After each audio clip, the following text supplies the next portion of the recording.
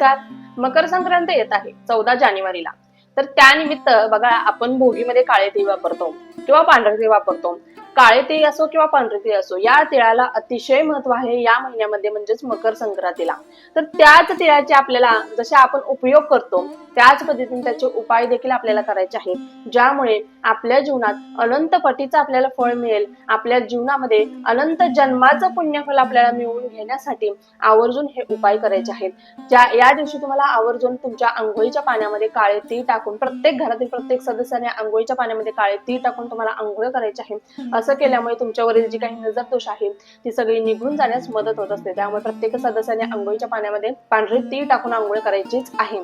अजून कोणते उपाय करायचे पांढरे तिळाचे असो किंवा काळ्या तिळाचे, यामुळे आपल्या जीवनातील जी काही शनी दोषाची कुंडलीमध्ये आपले शनी दोष असेल किंवा सूर्य देवाची आपल्यावर कृपा करून घ्यायची असेल, तर आपण अजून कोणते उपाय करायला हवेत या संबंधीचा व्हिडिओ आपल्या द सिक्रेट ऑफ समर्थ मी या चॅनलवरती अपलोड झालेला आहे. त्याचे लिंक मी खाली देत आहे. आवर्जून ती लिंक चेक करायला अजिबात विसरू नका. श्री स्वामी समर्थ.